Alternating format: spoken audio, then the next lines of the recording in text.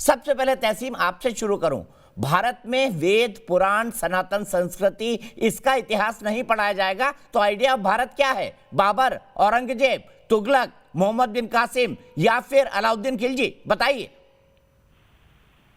दीपक जी, भारत का एक आइडिया हो ही नहीं सकता, ये इतना विशाल मुल्क है। आप अगर कह दो कि एक ही आइडिया ऑफ भारत होगा तो मैं इससे इत्तेफाक नहीं रखता और मैं आपसे डिसएग्री करता हूँ।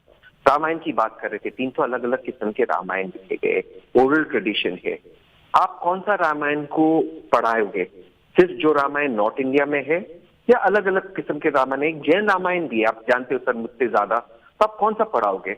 तो देखिए सर, कहीं ना कहीं हमें समझना होगा कि एक विशाल मुल्क है। मुझे इस चीज की आपत्ति नहीं है अगर रामायण या महाभारत के चैप्टर्स इंक्लूड करें, उससे मुझे ऑब्जेक्शन नहीं। मुझे ऑब्जेक्शन इस चीज की, जैसे आम्बेडकर जी के चैप्टर्स को इन्होंने कम किया है। उस ड्राफ्ट को मैं पढ़ रहा था, आम्बेडकर जी के कहीं नहीं किया, माफ कीजिएगा, ये ड्राफ्ट मेरे हाथ में है, अम्बेडकर जी पर एक शब्द भी नहीं लिखा गया इस ड्राफ्ट में। गलत बात मत बोलिए तहसीब। ये ड्राफ्ट की पूरी कॉपी जो 40 पेज है वो मेरे पास है और एक एक शब्द मैंने पढ़ा है। इसमें अंबेडकर जी का कोई जिक्र नहीं है क्योंकि ये पौराणिक काल के इतिहास की बात की जा रही है। इसमें आजादी के समय के इतिहास की बात नहीं की जा रही है, इसलिए गलत मत बोलिए प्लीज।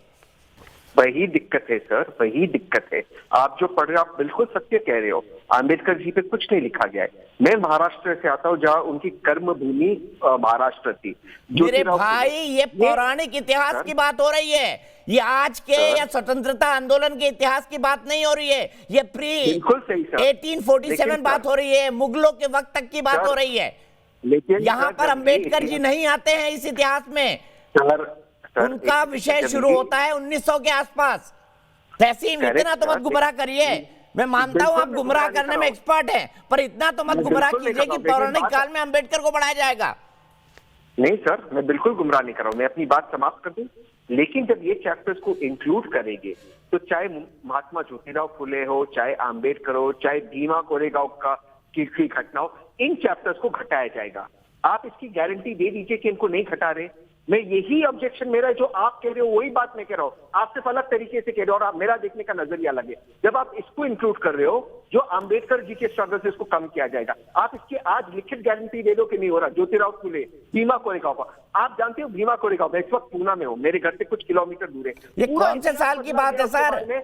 ये BC ईसा पूर्व की बात पढ़ाई जा रही है, आप इसमें कहां अम्बेडकर जी को जोड़ रहे हैं? ईसा पूर्व क्या हुआ था, रामायण काल में क्या हुआ था, महाभारत काल में क्या हुआ था, सिंधु घाटी सभ्यता क्या थी, सरस्वती घाटी सभ्यता क्या थी, इसमें अम्बेडकर जी कहां से आ गए भाई? ये तो बताइए मुझे। आपने ड्राफ्ट पढ़ा नहीं है, आप जुबानी जमा खर्चा कर रहे हैं तहसीलपुरा वाला। नहीं सर, अगर इसको माइथोलॉजी में लिया जाता तो मैं समझता हूँ कि माइथोलॉजी पढ़ाया। ये माइथोलॉजी नहीं है, भारत का इतिहास है। सिंधु घाटी सभ्यता, मोहनजोदड़ो, हड़प्पा, इसको आप खुद देख सकते हैं प्रत्यक्ष आंखों से जाकर, या नहीं देख सकते? बताइए। अगर आप सर, मैं अपनी बात समाप्त करता हूँ। अगर आप कहते हो कि सरस्वती नदी ऐतिहासिक है, माइथोलॉजिकल नहीं है, इसका कोई एविडेंस आज तक फिजिकल नहीं पाया गया है, तो फिर सर आप क्यों मेरे समझने में हम अग्री करते कि डिसएग्री में? मुझे यही ऑब्जेक्शन है कि उसको इतिहास के रूप में पढ़ाया जा रहा है। प्लीज पढ़ाइए, लेकिन आप इन चैप्टरों को, इन सब्जेक्ट को माइथोलॉजी में पढ़ाइए। आप इनको इतिहास में शामिल करोगे तो जो ऐतिहासिक चैप्टर्स है वो कम होंगे। ठीक है।